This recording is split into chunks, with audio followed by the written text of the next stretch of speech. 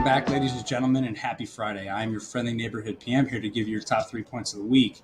Now, we are on pace for the S&P to finish one of its best weeks of the year so far. So we're going to dive right into your top 3 points and see what was driving those markets this week.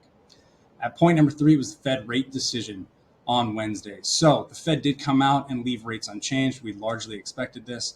And they did reiterate that they are expecting around 3 cuts this year, probably starting closer to the June timeframe. Now, the Fed and Chairman Powell did seem rather unbothered by the recent tick up in inflation and have continued to state that they're going to take a more cautious approach when it comes to starting that first initial cut.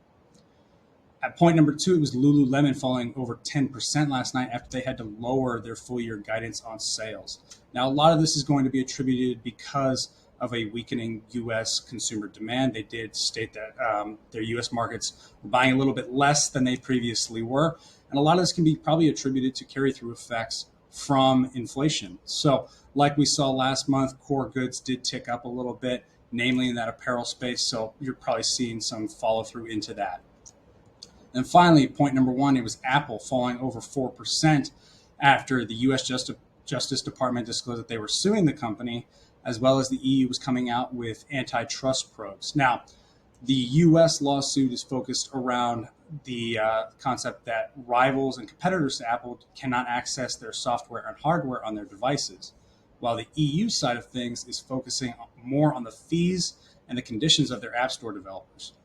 So right now, while Apple is integrated in most people's daily lives, they are starting to see some headwinds from governmental and regulatory changes. That pretty much does it for your top 3 points of the week. So what are we looking to for next week? Well, next week, we're going to be fully focused probably on PCE data. So like we always talk about, it's the Fed's preferred inflationary gauge. So that'll kind of give us some leeway as to maybe figuring out where they're going to start those rate cuts. But once again, that pretty much does it for this week's video. As always, if you have additional questions, please reach out to your financial advisor or dig into the written weekend review. Otherwise, please go enjoy your weekend and we'll see you at the same time next week. Thanks again. Bye.